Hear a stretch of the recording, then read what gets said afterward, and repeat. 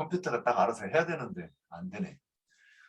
자, 사도행전 4장 32절부터 끝절까지 읽고 여기에 나오는 사건이 공동체 교회를 추구하는 것인가, 여기에 대해서 우리가 말씀을 한번 나눠보려고 합니다. 예, 읽습니다. 믿는 무리가 한 마음과 한 뜻이 되어 모든 물건을 서로 통용하고 자기 재물을 조금이라도 자기 것이라 하는 이가 하나도 없더라. 사도들이 큰 권능으로 주 예수의 부활을 증언하니 무리가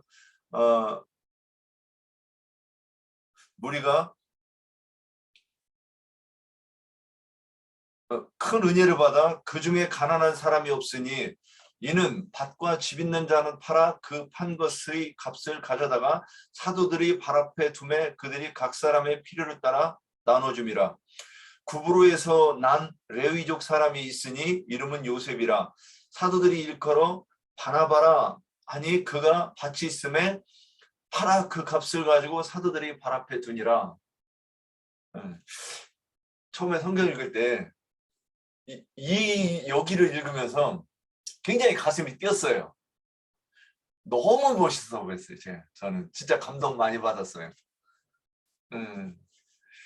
그런데 신앙생활 오래 하면서 이렇게 보니까 이 공동체 하는 데마다 다 문제가 되는 거예요. 특히 뭐 신앙촌 이런데 거기 그 신앙촌 굉장히 비싸게 받더만요. 그 들어가는데 그지 같은데. 그래가지고 그지 같은데 그 비싸게 받아가지고 거기 들어가서 나오려면 그냥 그 들어갈 때는 다 내고 들어갔으면 나올 때 또 줘야 되잖아요. 근데 그게 나올 때는 그냥 나오나 보대요. 알거지 돼가지고. 제가 요 먼저 소속돼가지고 공부하던 저기 선생이 마지막에 저한테 제안한 게 뭐냐면 우리 공동체 할 거다 그랬어요. 그래서 제가 그 말을 듣고 감히 말대꾸 딱 한마디 했어요. 무섭습니다 그랬어요. 네, 이유가 있어요. 네, 그래서 들어갈 때는 내 마음대로 들어가서 나올 때는 내 마음대로 못 나온다는 거지. 알몸으로 나오려고 하면 모르겠죠. 그래서 그런 문제들을 이렇게 보면서 아, 공동체는 이게 실현이 불가능한 것이구나. 저는 딱 생각을 했어요. 성경에는 뭐라고 돼 있든지 간에 이거는 이 땅에서 이거를 실행하면 반드시 문제가 된다 이런 생각을 하고 있었어요. 그때는 이미. 그런데 같이 공부하시던 분이 또 이걸 한다고 하는데 난리를 치고 있더라고요. 그래서 그 돈 관리 누가 할 것인지 그거 한번 물어보고 싶었는데 안 물어봤어요. 자, 이제 이게 그렇다고 해서 성경이 아 이걸 하라고 했어 그러면 참 저는 고민이 돼요. 그러면 근데 하라고 했으면 해야 되는 거잖아요. 또 그럼 이게 아니면 왜 아닌지 우리가 이 성경을 가지고 이게 해석이 안 되면 우리가 뭐 선지자라거나 증인이라거나 할 수가 없지 않겠는가. 그러면 이 부분도 한번 명쾌하게 우리가 말씀으로 주님의 뜻이 어디에 있었는지 한번 우리끼리 한번 나눠보고 정 안 되면 이제 나영재님께서 이렇게 정리해 주시는 걸로 해서 오늘 시간을 나누는 시간을 갖겠습니다. 자, 많이 연구들 하셨죠? 믿습니다, 저는. 그러면 여러 가지 손을 들어주시고 말씀을 해주십시오. 이것이 주님이 원하는 그런 교회인가? 그러니까 공동체적 교회를 얘기했던 것인가? 그 질문이 그렇습니다. 또 공동체 생활을 하는 교회 실행은 하나님의 뜻인가? 같은 질문이죠. 아니라고 하면 왜 이것이 아닌가?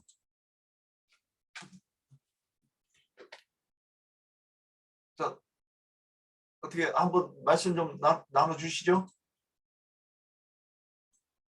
네, 제가 먼저 얘기하겠습니다. 실제로 이 그 예루살렘에서 그 초대교회 때 당시에는 많은 혼란이 있었던 것은 사실입니다. 사실이고, 그러나 어찌됐건 간에 예루살렘에서 예루살렘에서도 모이고 각 가정에서 돌아가면서 이렇게 모였었던 것 같아요. 어, 사도행전 2장을 한번 보도록 하겠습니다. 사도행전 2장.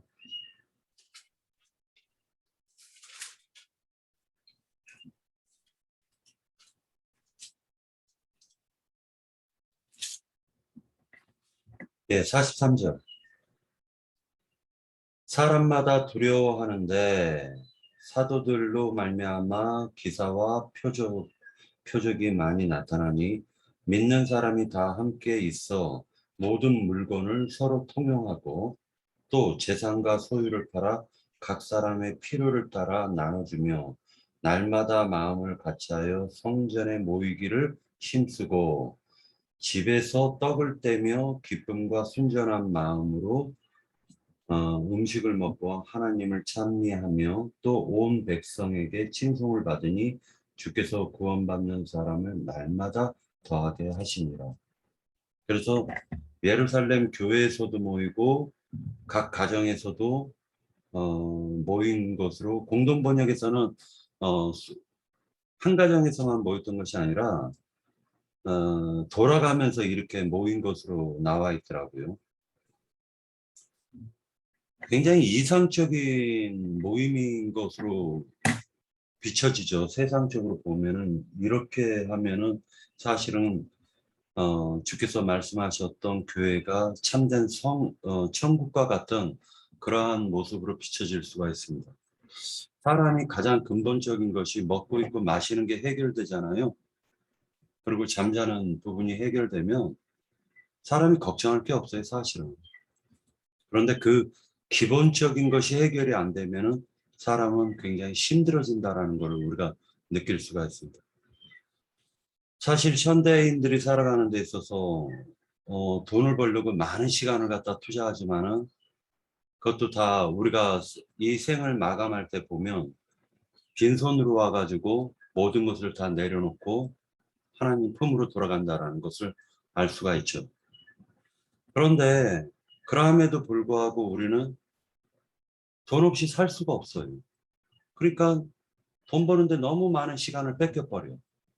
그러니까 이런 문제들이 좀 발생이 된 것 같습니다. 그러나 이제 이 부분을 갖다가 우리가 어, 한 가지를 갖다 유념해서 봐야 될 것 같은 것이 그때 그렇게 혼란스러운 상황 속에서도 어떤 사건이 벌어지냐면은 6장을 한번 보도록 하겠습니다. 6장 1절 사도행전 6장 1절서부터 읽겠습니다. 그때의 제자가 많아졌는데 헬라파 유대인들이 자기의 과부들이 매일의 구제에 빠짐으로 히브리파 사람을 원망하니 열두 사도가 모든 제자를 불러 이르되 우리가 하나님의 말씀을 제쳐놓고 접대를 일삼는 것이 마땅하지 아니하니라고 얘기를 합니다. 근데 구제 사업이 워낙 바쁘다 보니까 사도들까지도 정신이 없어가지고 그때는 말씀을 추구하는 것보다도 오히려 구제에 힘썼다라는 걸 우리가 알 수가 있어요. 한 가정을 이끌어 나가는데도 힘든데 예를 들어 가지고 그 많은 가정을 갖다가 이렇게 한 끼도 굶기지 않고 살아가게 할 수 있다라는 건 이건 쉬운 문제가 아니에요. 쉬운 문제는 아니라는 거죠. 당장에 몇 가정이 돈이 있어가지고 당장에는 거칠 줄 모르겠지만은 구제도 가난이라는 건 나라도 책임질 수 없다라는 세상 말도 있습니다. 고린도 후서 8장을 읽어보도록 하겠습니다. 8장에서 보면은 이런 말을 하고 있어요. 8장 1절서부터 짧게 읽어보도록 하겠습니다.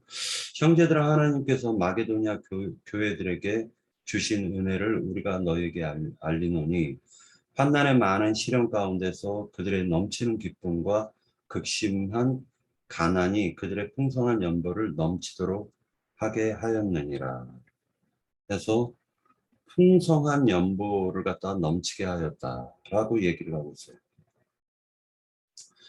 3절에 보면은 내가 증언하노니 그들이 힘대로 할 뿐 아니라 힘에 지나도록 자원하였다라고 얘기하고 있어요.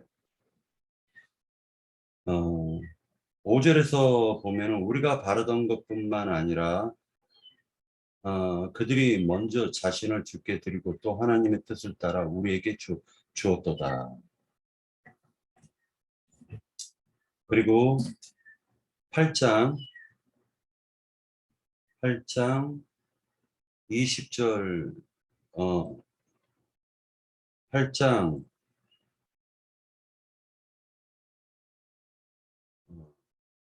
14절을 갖다 보도록 하겠습니다. 8장 14절. 이제 너희의 넉넉한 것으로 그들의 부족한 것을 보충함은 후에 그들의 넉넉한 것으로 너희의 부족한 것을 보충하여 균등하게 하려 함이라 라고 되어 있습니다. 여기에선 균등하게 하려 함이라라는 말이 굉장히 중요한 말씀 같아요. 15절 기록된 것 같이 많이 거둔 자도 남지 아니하였고 적게 거둔 자도 모자라지 아니하였느니라 라는 구약 성경의 말씀을 인용해 가지고 이렇게 얘기를 하고 있어요. 20절 보도록 하겠습니다. 이것을 조심함은 우리가 맡은 이 거액의 연보에 대하여 아무도 우리를 비방하지 못하게 하려 함이니라 라고 얘기하고 있습니다. 그래서 예루살렘에 큰 흉년이 왔었을 때 그때 마게도냐 사람들은 힘에 넘치도록 연보를 많이 했고 고린도 교회는 오히려 넉넉하게 연보를 한다고 해놓고도 연보를 지금 다 걷지를 못한 상태인 것 같습니다. 그랬더니 사도 바울이 뭐라 얘기를 하냐면은 너희의 넉넉한 것이라고 얘기했으니까 지금 고린도 교회 성도들의 그 넉넉함, 부유함과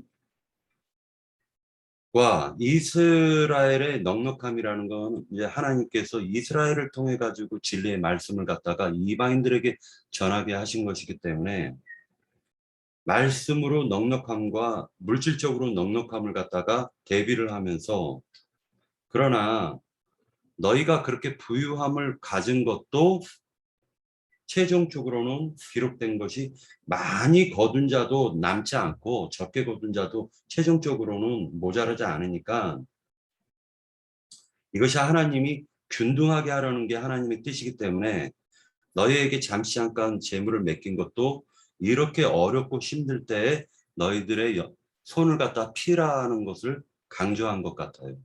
강조하신 부분이 있습니다.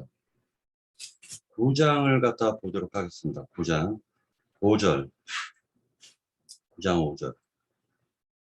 고린도 후서 9장 5절.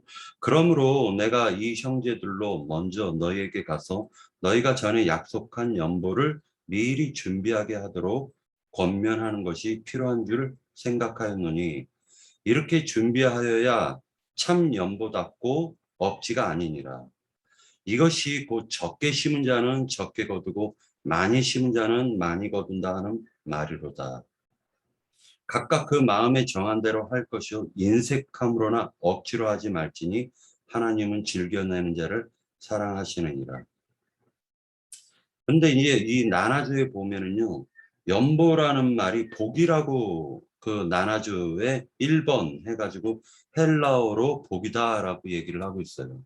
그러니까 복으로 해가지고 번역을 하면은 복을 미리 준비하게 하도록 권면하는 것이 필요한 줄 생각하노니 이렇게 준비하여야 참 복답고 억지가 아니니라. 이렇게 또 해석이 될 수가 있습니다. 3번에 보면 6절에 보면 많이 심는 자라고 했는데 적게 심는 자, 많이 심는 자라고 했는데 3번에 많이라는 이 말이 복으로라는 헬라어로 번역하면 복으로라고 되어져 있습니다. 그것을 갖다 잠시 그렇게 해서 읽겠습니다. 이것이 곧 적게 심은 자는 적게 거두고 복으로 심는 자는 복으로 거둔다 하는 말이로다 라고 얘기하고 있어요. 그러니까 결과적으로는 뭐냐면은 최종적으로는 하나님께서 그 형편의 성도들의 어려운 부분, 성도들의 어려운 것과 그 다음에 어려우면 어려운 대로 또 부하면 부한 대로 하나님께서는 그것을 갖다가 양면에서 시험을 하시는 것으로 보여집니다. 그런데 이 부분을 갖다 이제 생각하면서 그 윤영재님이 질문하신 것과 같이 우리가 그 한 마음 한 뜻으로 하나님을 갖다 경배하고 찬양하는 것은 굉장히 아름답게 보여요. 아름답게 보이는데 인간의 마음이 사악하기 때문에 그게 공동체 연합이 쉽게 되지가 않는 것이 현실이라는 것이죠. 현실이 그렇다라는 것이고 그래서 요 부분을 갖다가 이렇게 여기까지만 하고 좀 더 그 말씀을 나누면서 한번 생각해 보도록 하겠습니다. 예. 또 바로 이어가실 분 계십니까? 근데 어디서 자꾸 소리가 들리는 것 같은데 뭐 마이크 소리 같은 거 들리지 않습니까 혹시? 저희 집에 고양이 새끼가 있는데 고양이 조만한 새끼가 울어요. 그래서 그 소리가 나는 거예요. 아, 그 소리 아니에요. 네. 잠깐만요. 승경을 밖에 여기 창문 좀 닫아요. 벌써 소리. 아니 저쪽에 창문 좀 닫아요. 소리 들리는. 네.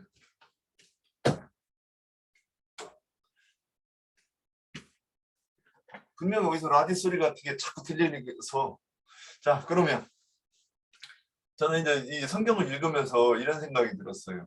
만약에 이 공동체 생활을 하는 것이 이게 이제 그 나인제이님께서 그 댓글도 달아주셨는데 다 읽어보셨죠?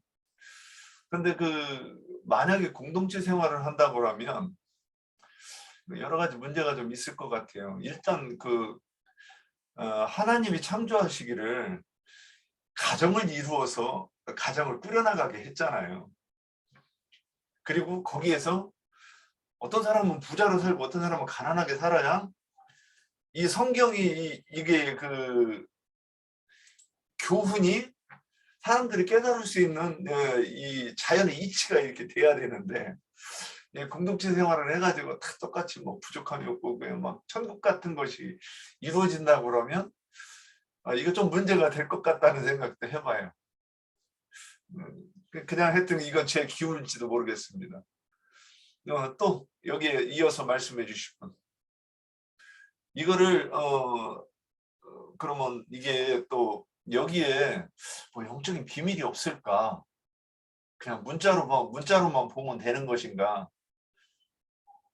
우리 저는 이제 습관이 항상 이게 적었을 때는 기록이 됐을 때는 하나님이 뭔가 하실 말씀이 있어서 여기에 이렇게 써놓으셨을 것이다. 저는 이 생각을 가지고 보니까 그러다 보니까 이게 엉뚱한 데로 갈지도 모르겠는데 저는 그렇게 보이는 부분이 있었어요. 홍 형제님? 네, 저는 간단하게만 언급을 할게요. 우선 이제 하나님이 사람들을 이렇게 세워가는 과정에 보면 그 사람마다 기본적으로 그 가지고 있는 기질과 특성이 있고 그래서 어떤 사람은 뭘 좋아하고 어떤 사람은 뭘 좋아하고 이게 좀 차이도 있을 수 있고 그래요. 근데 이제 우리가 저도 이거 예전에 이제 교회 생활하고 얼마지 않아서 이런 것들을 볼 때, 야, 이런 게 참 어떤 이상형 아니야? 뭐 이렇게 생각을 다 했었어요, 저도. 그런 걸 이상형으로 생각 안 해봤다라고 하면 이 세상이 뭐 살만한 세상이다 뭐 이렇게 보는 어떤 그런 관점이 아니면 한동안은 그런 생각을 좀 이상형으로 가졌을 거라고 생각이 들어요. 그래서 그 대표적으로 뭐 금방 우리 그 윤형제님이 말씀하신 뭐 신앙촌도 있고 우리 그 형제님이 자주 언급하는 박명호라는 사람이 원주에 가서 뭐 석국인가 뭐 이렇게 나라를 세워가지고 뭐 이렇게 한다라고 하죠. 그런데 이제 그 우리가 알다시피 사람들은 그러니까 옛사람을 떠나서 새 사람으로 이렇게 세우기 위해서는 어떤 징계와 그 사람의 어떤 그런 옛버러쟁이에 대한 어떤 징벌, 징계, 책망 이런 걸 통해서 그 사람을 세워가는데 모든 사람을 동일한 환경에 동일한 어떤 그런 데 집어넣어 놓게 되면 이게 서로 어떤 세움이 되는 것이 아니라 뭐 정말 그 획일적인 어떤 그런 것이 되겠죠. 그러니까 외부 환경이나 모든 것은 동일하지만 그 사람 속에 조성되어 있는 것은 전혀 다를 수가 있는데 그래서 이제 우리가 그 이제 그 지체들을 이렇게 돕는 일도 우리가 굉장히 그 돕는 거는 필요하죠. 왜냐하면 우리가 하나님의 어떤 사랑을 배웠고 그 사랑을 실천하는 걸로 금방 우리 그 박영재가 했던 고린도후서 그 8장의 내용도 그런 내용이거든요. 그러니까 어떤 우리의 어떤 풍부를 이렇게 풀어서 거기 부족한 사람을 이렇게 채워주고 그 사람의 풍부를 나의 부족으로 이렇게 채울 수 있으면 참 좋은 거죠. 그거는 좋은 건데 그렇다고 해서 그거를 모든 어떤 조건이나 모든 환경을 통일한 환경을 맞추는 거 이것이 균등이냐 하면 그렇지가 않은 거죠. 만약에 돈을 좋아하는 사람 같은 경우는 하나님이 돈으로 다스리고 또 뭐 만약에 이성을 이렇게 너무 지나치게 좋아하면 그 이성을 가지고 하나님은 그 사람을 이렇게 다스려서 이렇게 바른 길로 인도하는 것인데 그래서 만약에 그런 어떤 환경 그런 모든 환경을 동일하게 하는 그런 어떤 공동체를 이렇게 조직한다라면 하나님이 무슨 일로 어떤 일로 그 어떤 사람 개개를 이렇게 세워갈 수 있을까 그런 것이 이제 상당히 침해될 가능성이 굉장히 많겠다 이런 생각이 들고 그래서 우리가 그 뭐 손을 펴서 형제를 사랑하고 뭐 이렇게 이웃을 돕고 하는 거 이것과 어떤 하나님이 일하심의 어떤 이것이 어떤 방해되는 것인가 아닌가에 대해서는 우리가 굉장히 면밀하게 이렇게 살피면서 해야 된다고 생각이 들어요. 하나님이 그 사람을 이렇게 다스리는데 거의 꼭지를 따려고 그러는데 그 꼭지를 못 따게 내가 뭔가를 해가지고 그 사람의 어떤 연명을 하게끔 한다든지 애생명을 그렇게 하면 그건 하나님의 일이 방해되는 것이니까요.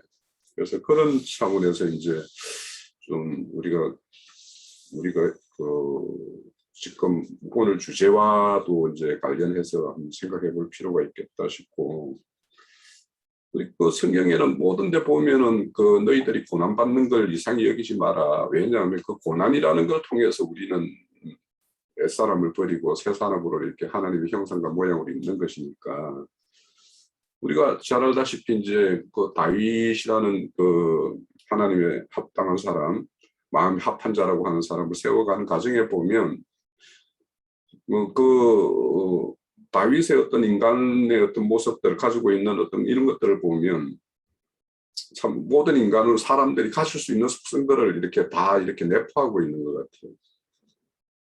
그래서 뭐 자기 어떤 공적을 자랑하기 위해서 인구조사하다가 그 많은 사람을 전염병이 도져가지고 이렇게 죽게 만든다든지 또 어떤 뭐 바세바 여인을 취함으로 인해 가지고 그 집안에 아주 그 집안 자체를 어려운 가운데 이렇게 넣는다든지 그러니까 그런 어떤 고난과 역경이라는 것은 한 사람을 새롭게 하고 세우는 어떤 과정이기 때문에 우리가 이런 어떤 그 성경이 말하는 공동체하고 우리가 사랑을 행하는 거하고 이런 거에 대해서는 잘 구분을 할 필요가 있다는 생각과 우리 그 예전에 그 야고보서 1장에 보면 창경건은 해가지고 왜 나오죠.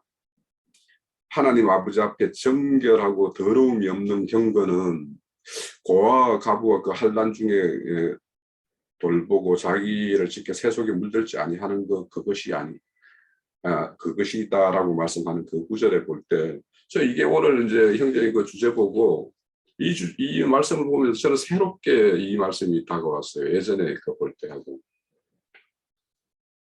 그 고아와 가부라는 것은 그들이 지금 현재 그들이 당하고 있는 그 환난에서 이렇게 돌보는 걸 말하고 있는 거예요. 그러면 이 고아라고 하는 그 어떤 상황을 생각해 보면 절대적으로 돌봄이 필요한 대상을 말하고 있어요. 그리고 그 고아라고 하는 거는 그렇게 내버려 두면 오늘날 같은 우리 사회 같은 경우는 뭐 이런 고아원이다 뭔가 이렇게 보살피는 어떤 보호시설들이 충분히 있으니까 아무 문제가 없을 그 시대와는 다를 수 있지만 예전에는 고아라고 한다면 이건 생명의 위협을 받는 거예요. 그럼 하나님이 생명을 냈으면 그 생명이 온전한 생명으로 자라서 그렇게 하나님이 뜻하시는 어떤 그런 어떤 생명으로 어떤 그 성장을 바라고 생명을 냈을 텐데 그 생명이 그런 어떤 위험한 공경에 처해 있는 것을 이렇게 돌보지 않는다라고 하고 그것을 이렇게 우리가 이렇게 경홀히 여긴다라면 이게 생명 존중에 대한 어떤 기본적인 사상이 있는 건가? 가부도 매우 마찬가지예요. 그러니까 고아와 가부라는 거는 오늘날 가부하고 이렇게 오늘날 우리 사회의 가부랑 이런 걸로 생각하면 절대 안 된다고 생각해요. 왜냐하면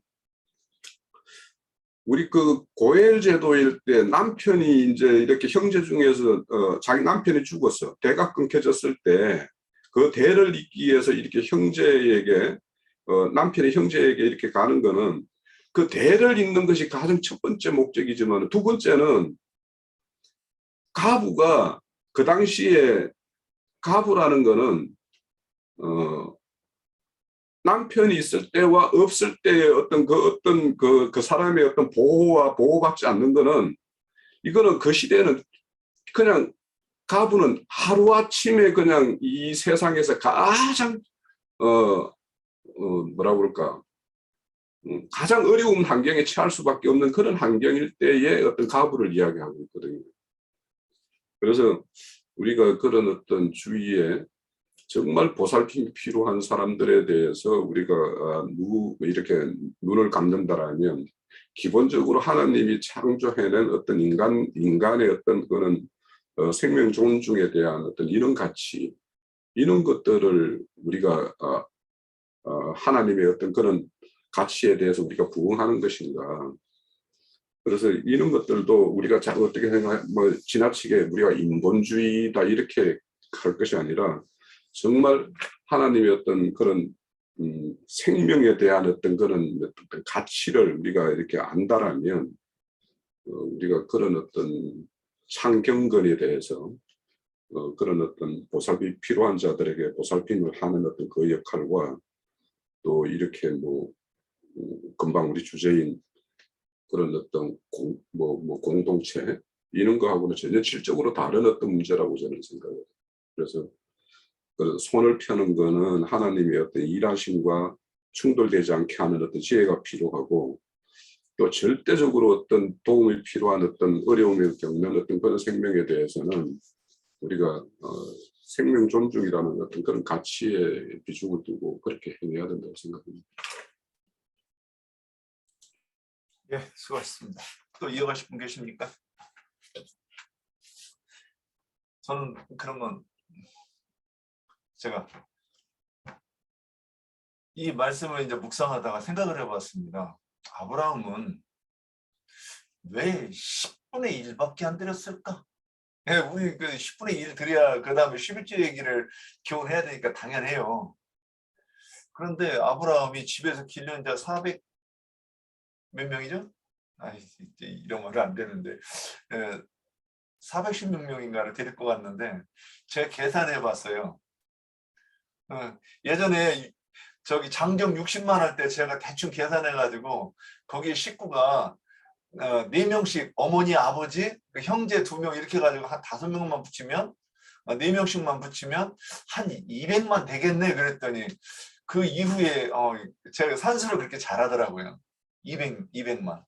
그러면 아브라함의 집에서 400명을 길러왔다고 치면 거기에 4명씩 붙이면 아브라함의 집에 식구가 몇인가 대충 한번 산수 좀 해보세요.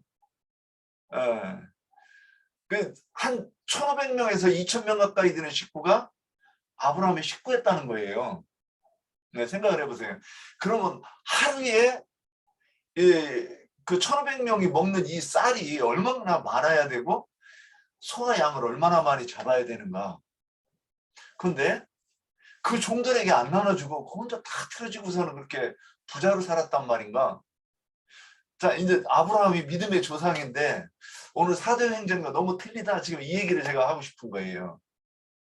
그 다음에 창세기만 얘기하면 좀 그렇죠. 사도 바울이 빌레몬서에 보면 그 종 하나 와가지고 자기가 만나가지고 복음을 전해 했는데 막 구차하게 나이 많은 바울이 뭐 이렇게 얘기하면서 막 사정하는 듯이 얘기를 해요. 저기 보면 저기 빌레몬서 1장의 그 10절 보면 갇힌 중에서 낳은 아들 오네시모를 위하여 내가 간구하노라. 그가 자네에게 무익하였으나 신복이라. 9절에 보면 도리어 사랑으로서 간구하느라 나이 많은 나 바울은 지금은 또 예수 그리스도에 갇힌 자 되어 막 나이가 많다, 나 갇혔다 이런 얘기를 좀 구차하지 않나? 이런 생각을 하면서 저는 이를 봤어요. 그러면서 이 오네시모를 우리 형제로 해서 이렇게 받아주면 안 될까? 이런 대화를 해요. 근데 만약에 예를 들어서 그 초대교회 그 바로 앞에 있었던 그 사도행전 4장에 있었던 것이 그렇다고 하면 그것이 이게 이제 처음에 받아서 그렇다 그러고 얼마 지나서 그렇다 해도 좀 남아 있다고 하면 좀 당당하게 얘기해도 되지 않을까 이런 생각을 좀 해봤어요. 그래서 뭔가 조금 결이 다르다 이제 저는 이런 생각을 좀 해봤습니다. 그러면 이것이 이제 장로 형제님께서 올려주신 것처럼 초대교회에 누룩이 섞인 아직도 그러니까 누룩이 한 방에 어느 날 그냥 아침에 갑자기 그냥 딱 해가지고 되는 게 아니잖아요. 그러면 무교병을 계속 먹어야 누룩이 있는 떡이 이 떡이 먹었던 저기가 이게 바꿔져야 되는 기간이 있어야 되니까. 그러면 여기 이거 왜 적어 놓으셨을까 저는 그 생각을 좀 해봤어요.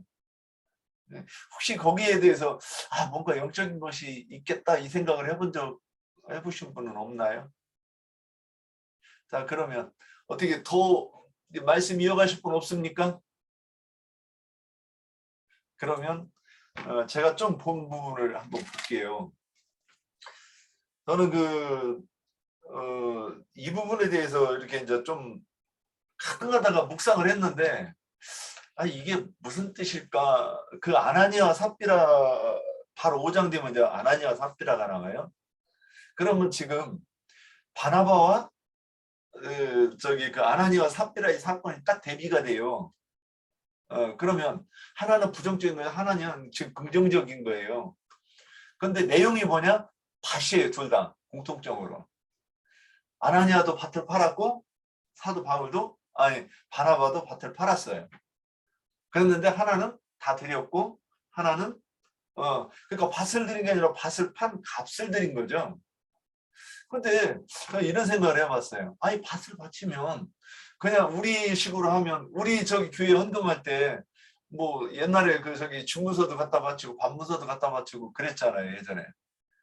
문서를 갖다가 그냥 바치면 되지 그걸 굳이 팔아가지고 이렇게 왔을까 이 생각을 해볼 필요가 있지 않겠는가. 그러면 또 팔아가지고 절반을 남겼다고 하는 게 예전에 한번 말씀을 나눴는데 제가 좀 또 잊어버렸어요.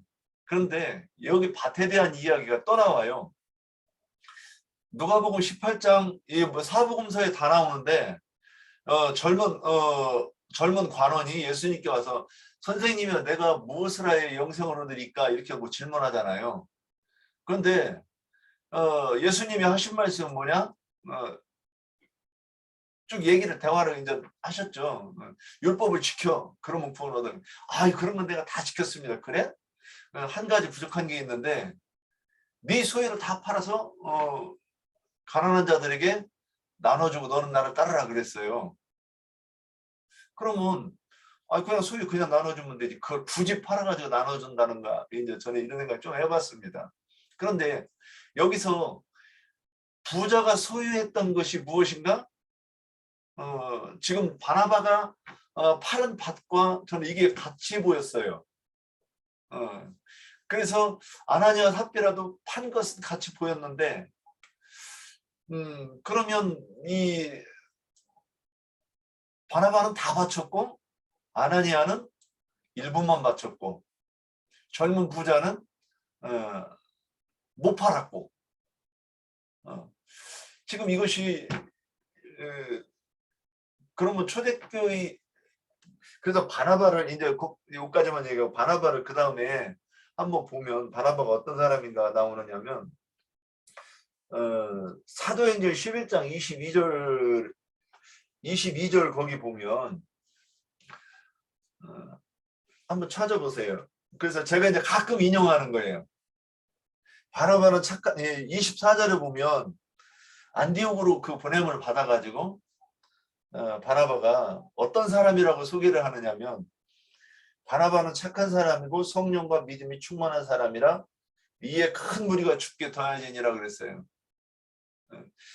그래서 저는 이거 옛날에 저희 교회에서 목사가 설교하는데 착한 게 뭔지 아십니까?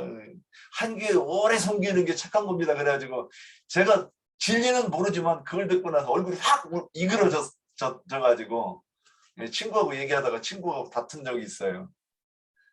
한 교회를 오래 섬기면 우리가 금기름 붓는 집에서 오래 있으면 그게 착한 것이다 이렇게 얘기하면 말이 안 되죠.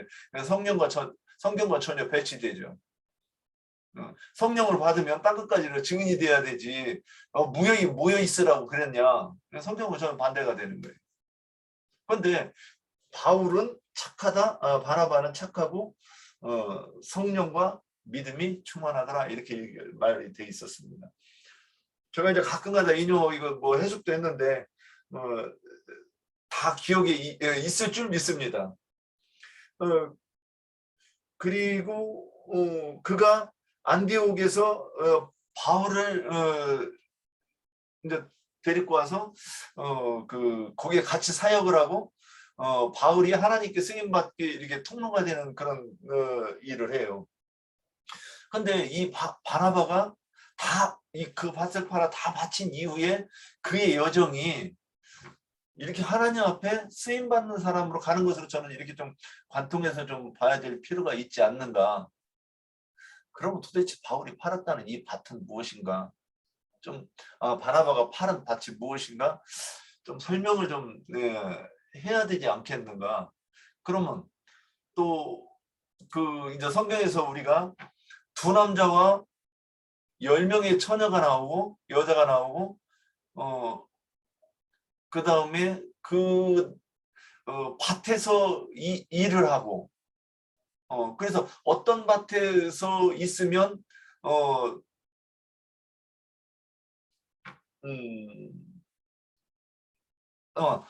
밭을 매다가 어떤 사람은 데려감을 당하고 어떤 사람은 버려두면 당한다 그러는데 이렇게 연결해서 좀 봐야 되지 않는가 하는 생각을 하고 있어요. 저도 지금 이 정리가 안 돼서.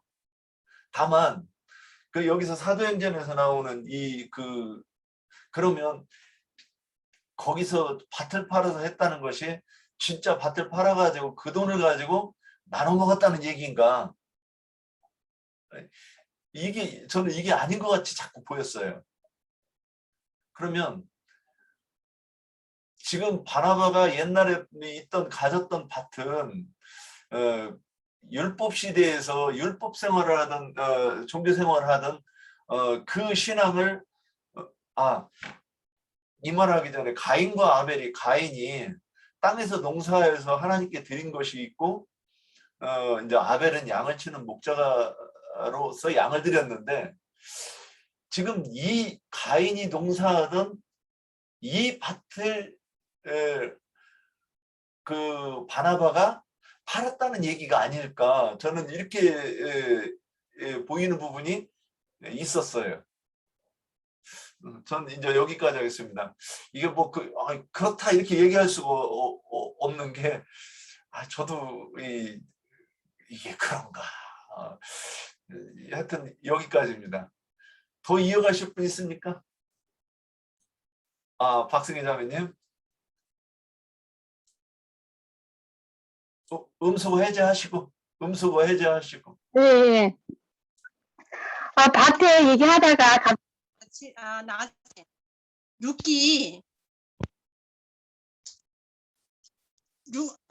루키 사장 어제 생각나더라고요.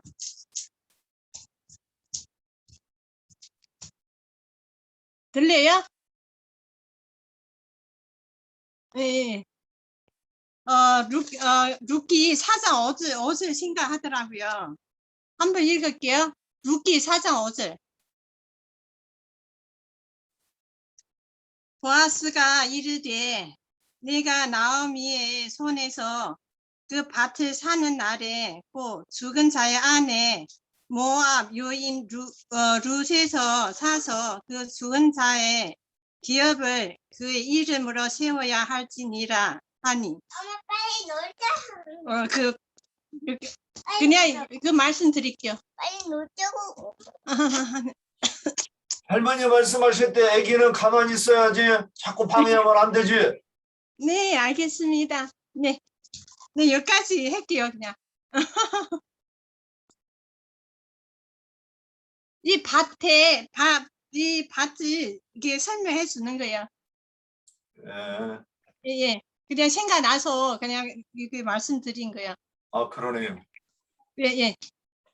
그 밭을 사는 날에 그 죽은 자의 아내 모압 여인을 해서 그 죽은 자의 기업을 그의 이름으로 세워야 할지니. 그러니까 밭은 기업하고 같은 의미로 연결이 되네요. 또 오늘은 좀 제가 이 예언을 하자고 하면 오늘은 조금 일찍 끝날 것 같습니다. 그러면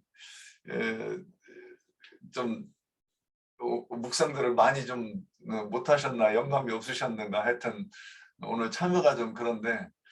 그거는 우리 잠깐만, 이 밭은 저는 기본적으로 저 성경을 볼 때 저는 문자대로 기록된 내용을 기본적으로는 저는 그냥 그대로로 받아요. 저는. 그리고 이거를 이제 우리에게 적용한다라고 한다라면 이제 그 부분은 우리가 이제 영적으로 이제 그 교회라는 거는 영의 생명을 다루는 것이니까.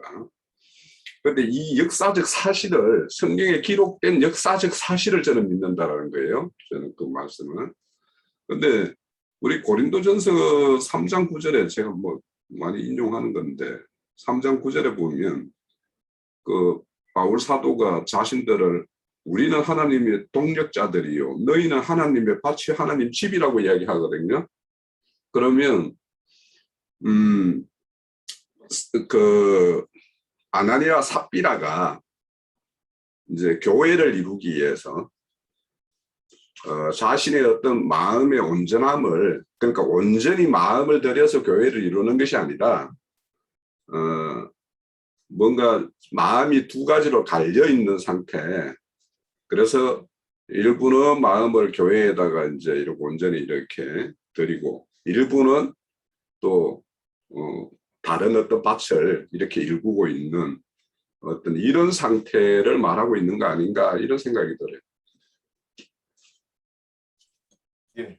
원래 그 여기에서 그 아나니아 같은 경우는 아나니아와 삽비라는 그 여호수아서라든지 그 신명기나 민수기에 보면 아간의 범죄에 온전히 바칠 물건을 갖다 바치지 않았다라는 의미가 좀 있는 것 같다라는 생각이 듭니다.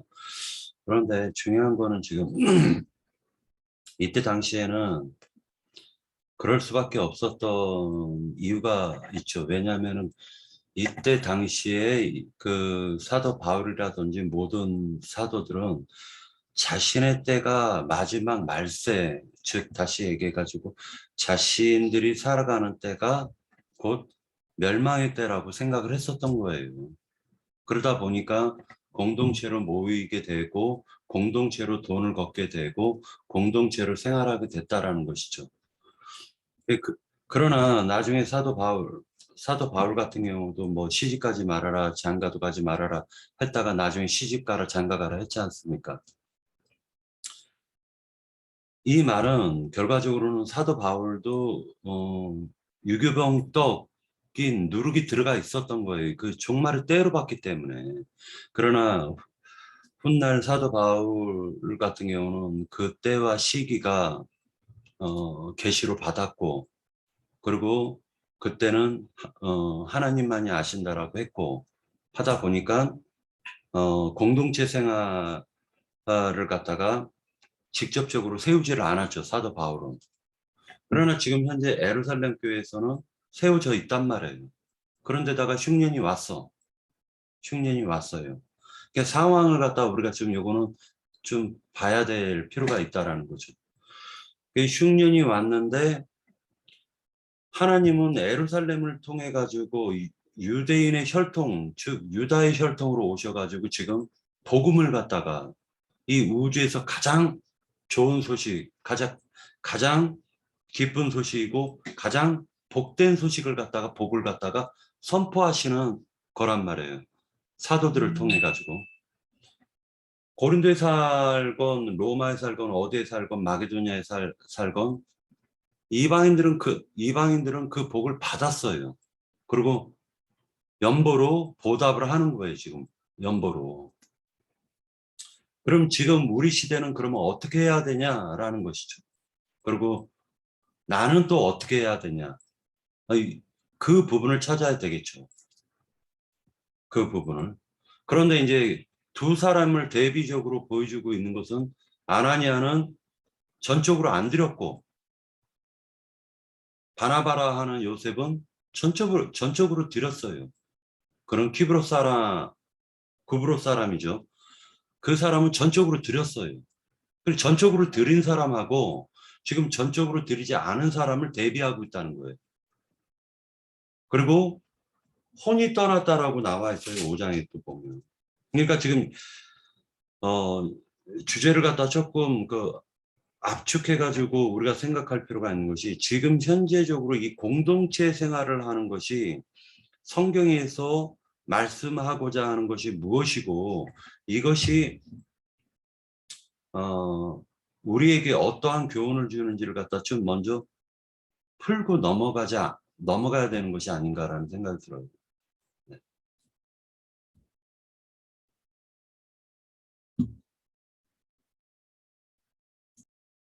끝났습니까? 그 박형계님이 지금 저기 얘기하신 거는 제가 이 주제를 올릴 때 거기까지 생각할 그 정도 저기 주변머리가 없어요, 제가. 그래서 이 질문을 일단 올려놓거나 저도 이렇게 같이 묵상해 본 거니까. 그리고 이제 이게 만약에 우리가 이게 초대교회의 누룩이 섞인 것만 그러니까 누룩이 섞인 떡을 먹을 때이기 때문에 이런 일이 있어가지고 성경에 기록된 것일까? 아니면 성경에 기록되는 어떤 진짜 단어 하나 또는 그 내용들이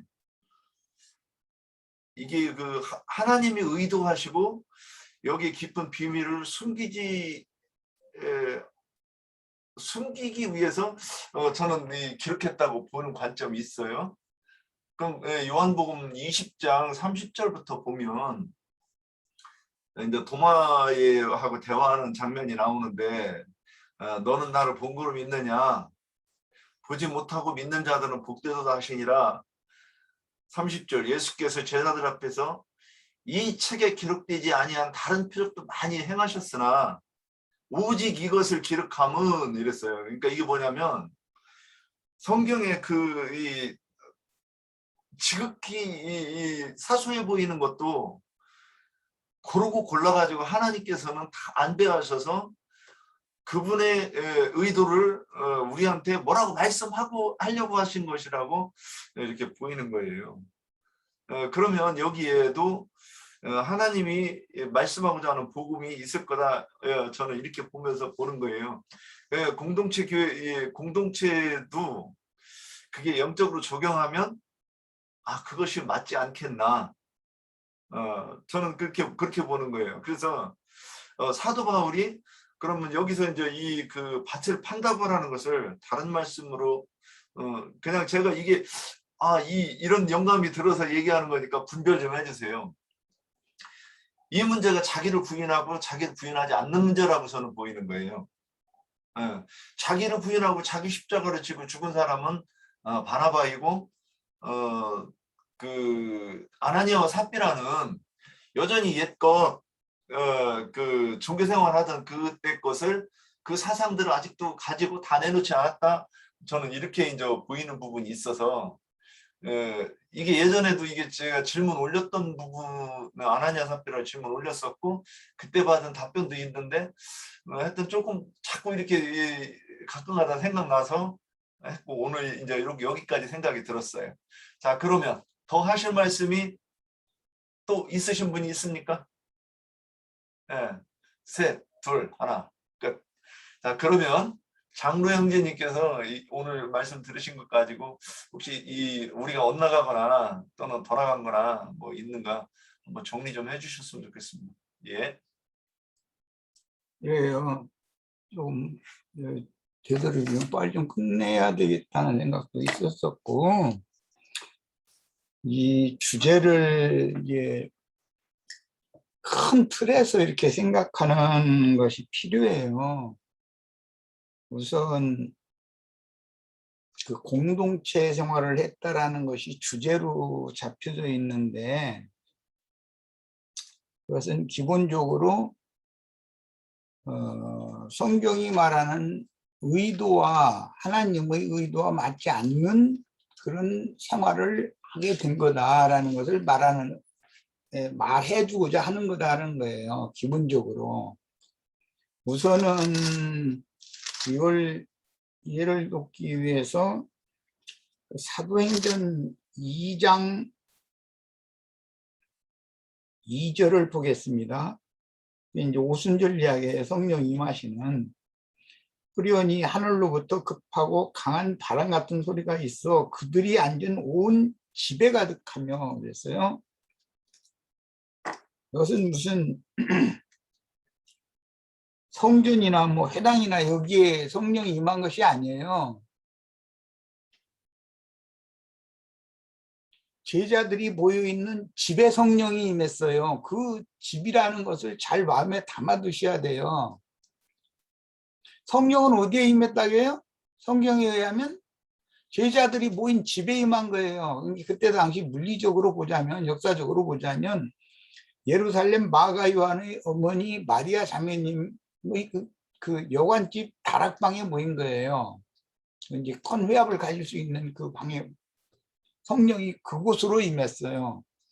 무슨 성당이나 예배당 뭐 그때 당시는 예루살렘 신전이나 각지에 있는 회당에 성령이 임하신 것이 아니에요. 여기서부터 이제 그 말씀을 풀어나가야 될 것 같아요. 그런데 형제님이 지금 주제로 삼아 올린 사도행전 4장 32절에서 37절 보면 자기가 조상으로부터 물려받은 뭔가가 있으면 가난한 사람, 뭔가 부족한 사람들한테 똑같이 공동분배를 해줘 버렸다는 거예요. 그 다 부모한테 유산 물려받은 거잖아요. 지금 이건 기업과 관계가 되기 때문에 내가 이 얘기하는 거예요. 믿는 무리가 한 마음과 한 뜻이 되어 이것은 한 영이 되어 그 말이에요. 모든 물건을 서로 통용하고 자기 재물을 조금이라도 자기 것이라고 하는 이가 없더라 그랬어요. 그러면 이 말씀을 통해서 복음서에 나온 부자 청년과 베드로를 딱 떠올려야 되는 거예요. 기본적으로. 부자 청년은 가진 것이 많았기 때문에 예수를 만났음에도 떠나가 버렸어요. 그러나 베드로는 우리가 모든 것을 버리고 주를 쫓아 싸운 적이라고 그랬어요. 자, 이건 완전히 대비되는 얘기, 사람들이잖아요. 부자 청년은 자기가 가진 것이 많았기 때문에 주님의 말씀을 듣고 근심하면서 떠나가 버렸다 했어요. 왜 구원에서 제외됐을까? 많은 것이, 그 가진 것이 많은 것이 오히려 구원에서 멀어지게 된 사람 이야기고, 베드로는 우리가 베드로 지지자들은 갈릴리에서 뭐 작은 배 한 척 있었고 뭐 그랬겠죠. 그런 거 다 버리고 주님이 나를 따르라 해서 우리는 모든 것을 버리고 주를 쫓았다, 이제 이렇게 표현했으니까 완전히 대비되고 있잖아요. 자, 여기에서 우리는 이제 조금 더 윤 형제가 생각하는 각도, 그것도 좀 포함이 되겠지만, 잘못하면 혼선이 오니까 예창조의 기업을 버리고 새 창조의 기업을 다시 취해야 된다는 것이 성경이 지금 말하고자 하는 의도예요. 본토 친척 아비집을 떠나느냐, 완전히 떠나지 못하느냐의 문제다, 이 말이에요. 바나바는 본토 친척 아비집을 떠나고 아브라함처럼 완전히 주님의 일을 위해서 헌신하고 드려진 사람이다라는 것을 이제 대비시키고 있는 거예요. 그 아나니아와 삽비라는 세상에 속한, 저주받은 땅에 속한 미련이 조금 남아있는 거예요. 그러니까 발을 완전히 뺄 수가 없는 거죠. 오늘날 우리들에게로 말하자면. 그럼 그 사람은 아나니아와 삽비라는 천국을 요구로 받을 수 없다. 천국에 들어갈 수도 없는 거야. 본인이 거기서 이놈의 발목가지가 땅바닥에 딱 늘어붙어가지고 지난번처럼 늘어붙어가지고 떨어지지를 않는데 이거 어떻게 할 거예요? 그 말이잖아요, 지금.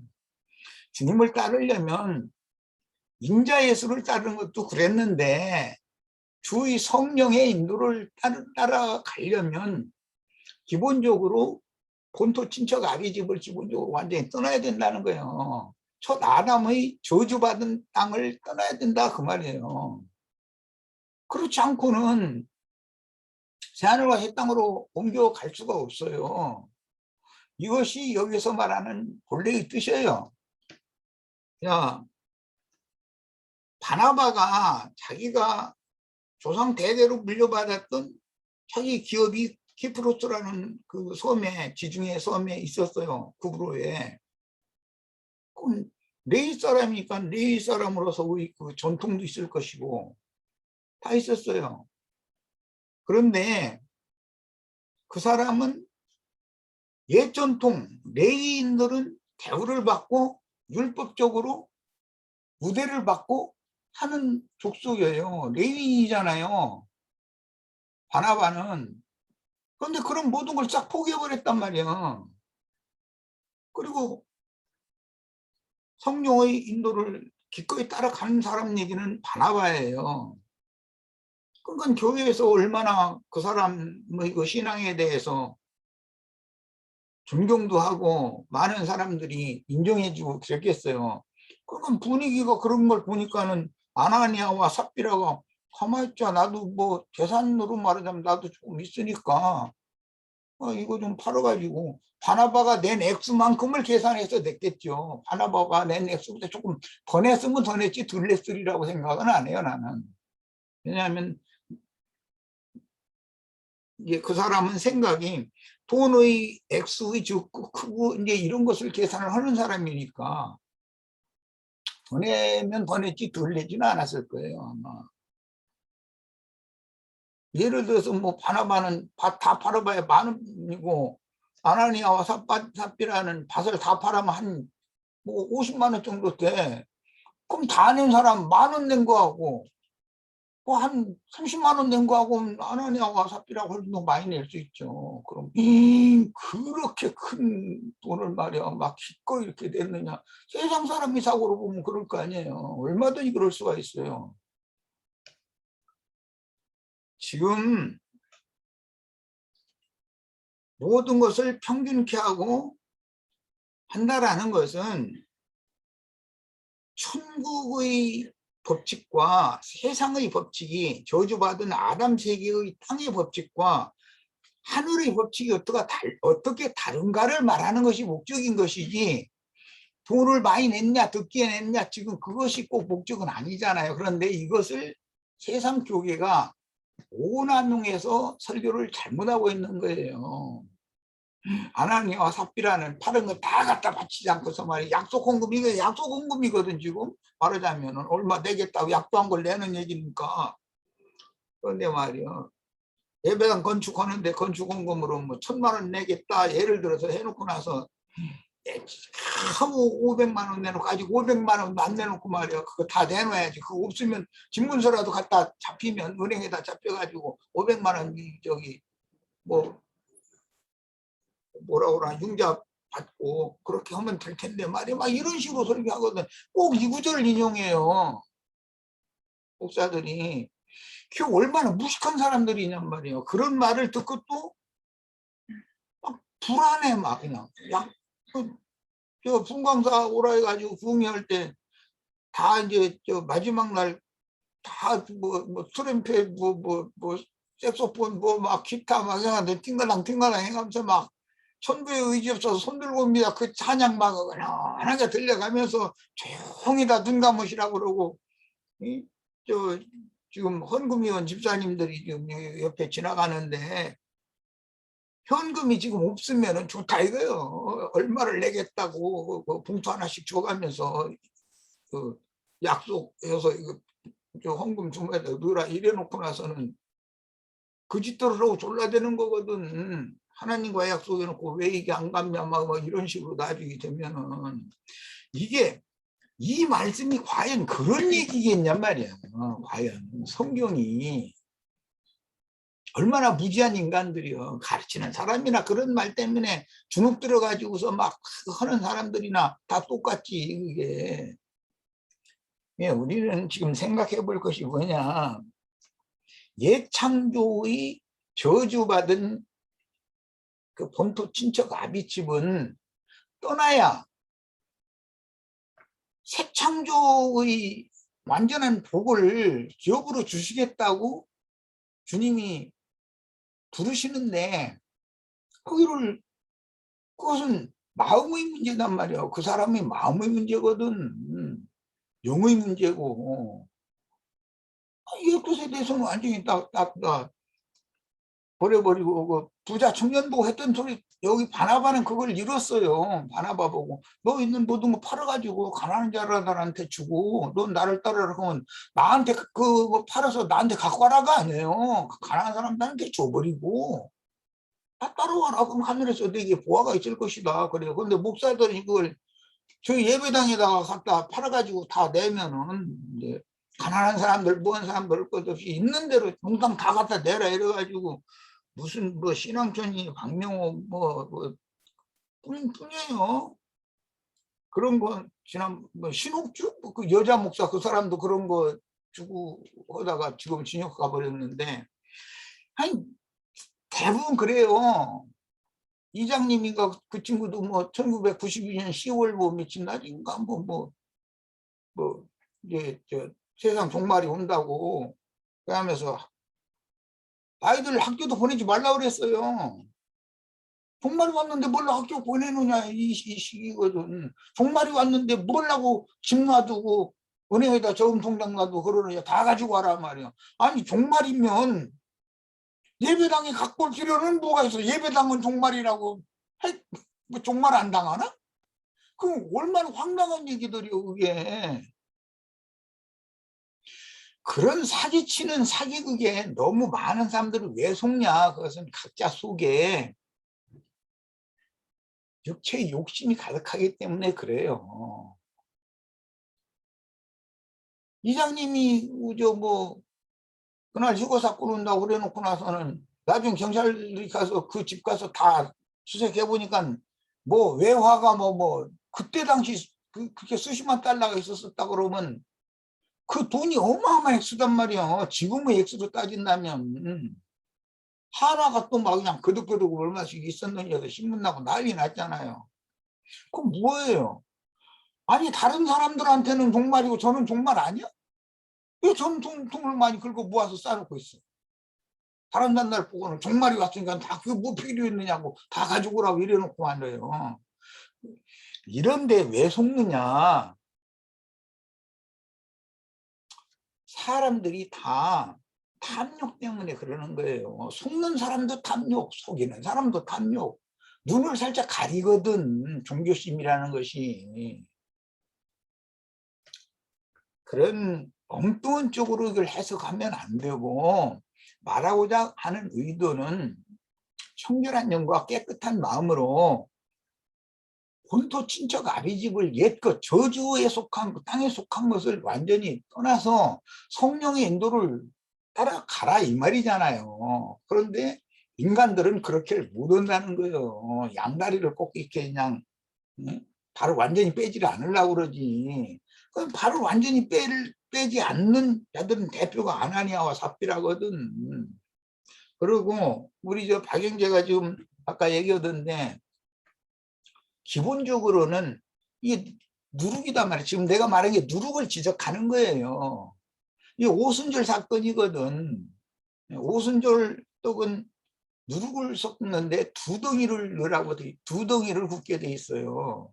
한 덩이는 유대인을 위한 것이고 한 덩이는 이방인을 위한 것이기 때문에 초대교회 때는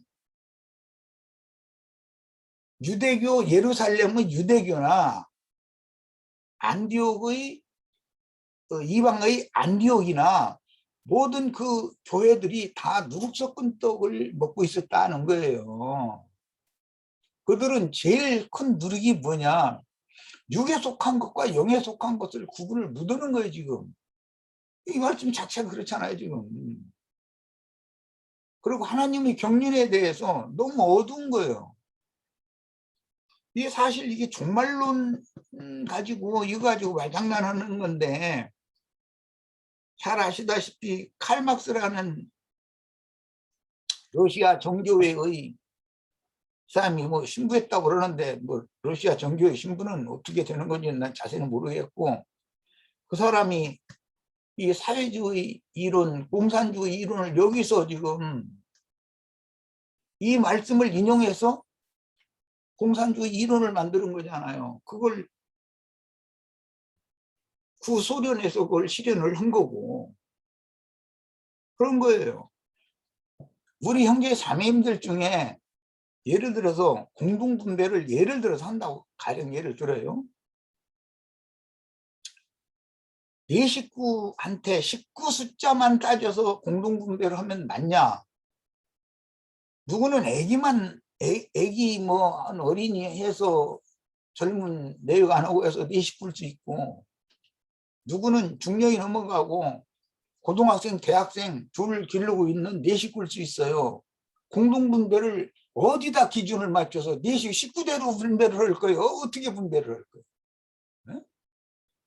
그럼 말이 되는 소리예요? 기본적으로 안 맞는 말이지. 어떻게 공동분배를 해요? 누구는 나가서 부가가치를 오늘 나가면 10만 원 이상을 부가가치를 낼 수 있는 능력이 있고 똑같이 분배를 해줬는데 열흘 지났어. 누구는 열흘 만에 또 주세요 할 사람도 있고 이미 공동분배 끝났는데 또 공동분배를 또 할 거예요 날마다?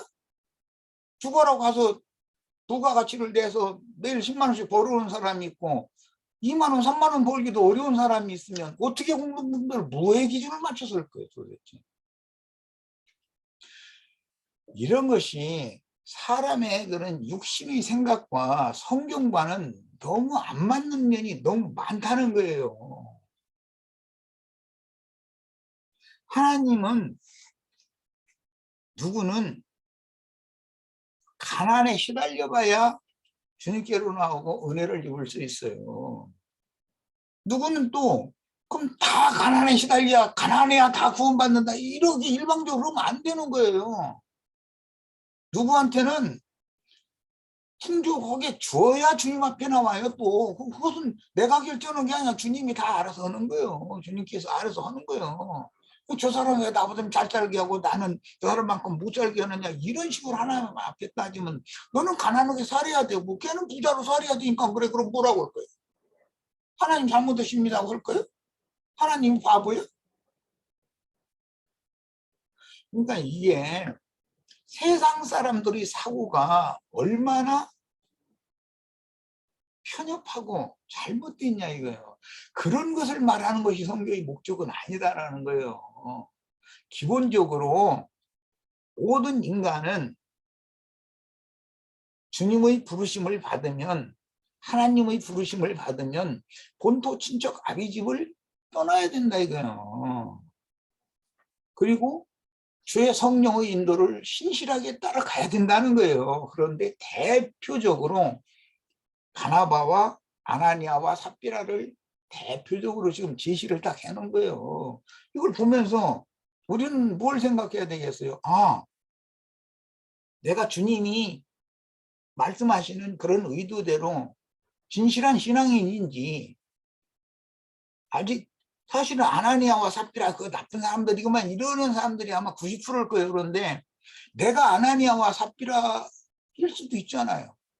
그건 본인이 다 생각해 보면 알아. 내가 누구는 이렇다 누구는 이렇다 이러면 여기 나한테 말씀드리러 오는 사람 하나도 없지 뭐 다 떨어져 나가 버리지.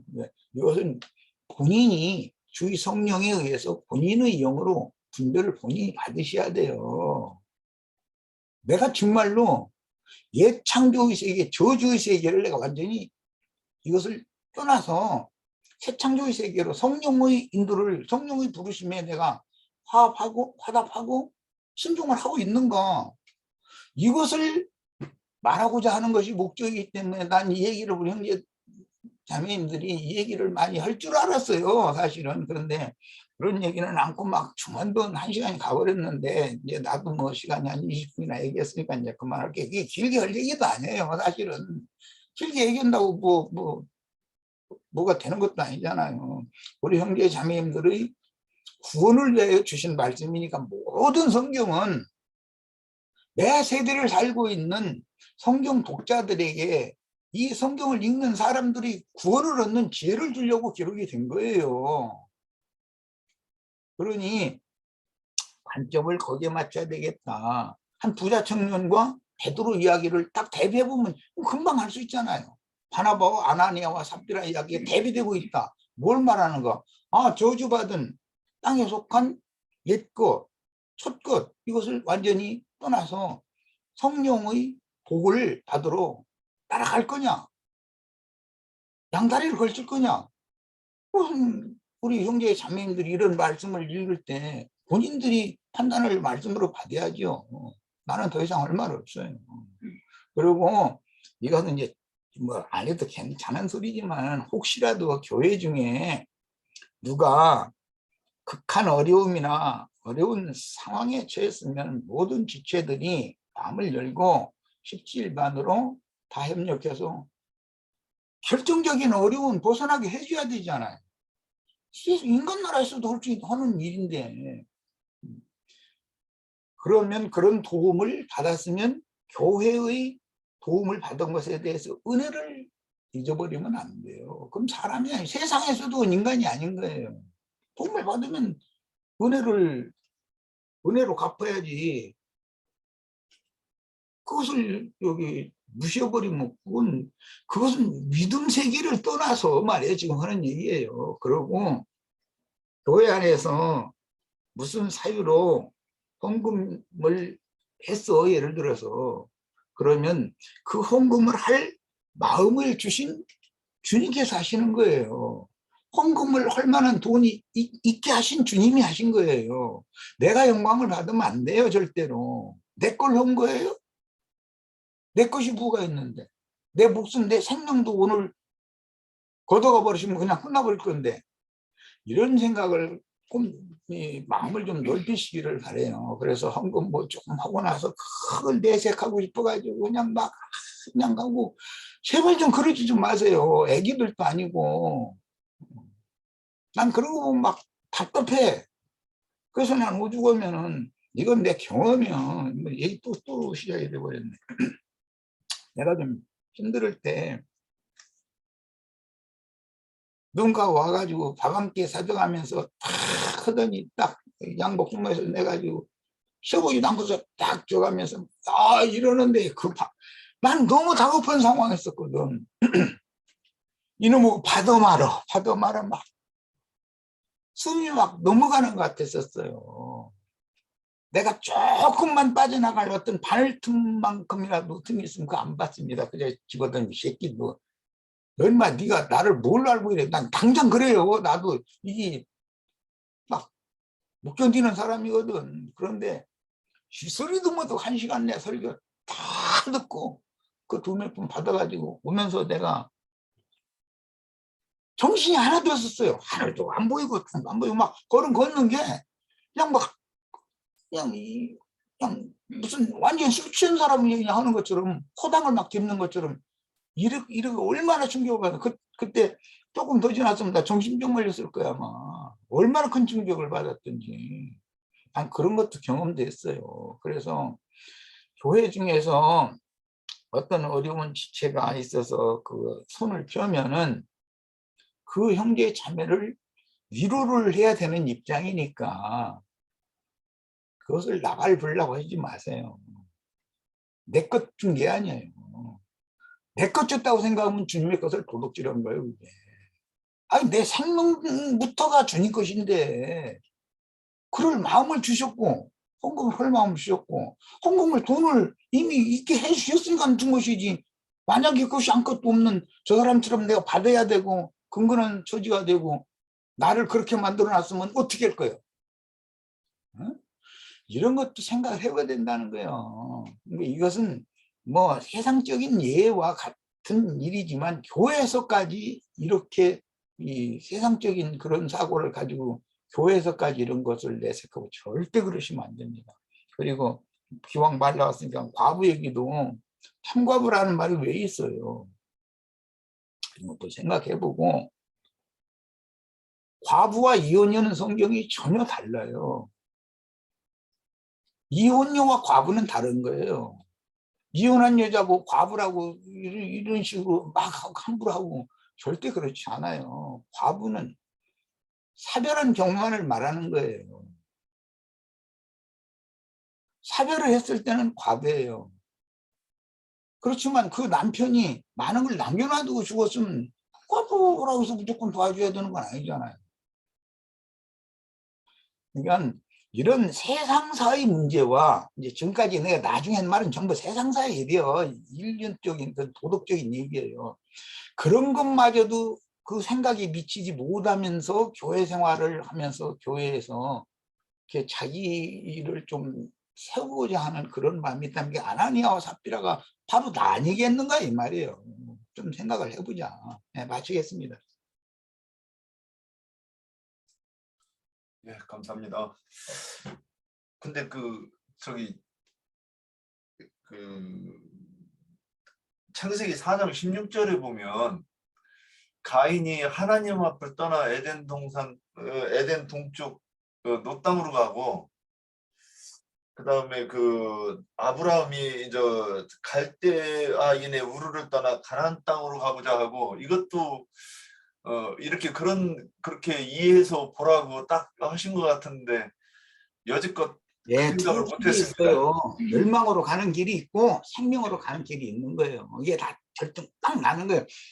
이런 말씀을 통해서 나는 지금 어느 길로 들어섰고 어디까지 이르렀고 본인이 다 이 말씀으로 점검을 받을 수 있지 않냐 말이야. 아유, 예. 자, 저는 많이 시원해졌습니다. 예, 많이들 시원해진 시간이 였을 거라고 저는 믿음이 좋아서 믿습니다. 자, 그러면 오른손을 드시고 흔들어 주세요. 그리고 그 윤영재님은 그 지금 질문거리 그 있습니까? 다음 목요일날? 없어요. 아, 로마서 10장 6절에서 8절 좀 다음에 했으면 좀 누군가가 좀 항의해서 이렇게 올려 또. 그러면. 네, 누군가 질문을 했는데 그거를 한번 좀 몇 절이요? 로마서 10장 6절에 그러니까 6절에서 8절. 믿음으로 말미암는 의에 대해서. 예. 한번 보고. 예, 다음에 이걸로 하겠습니다. 그러면 자, 손 흔들어 주시고.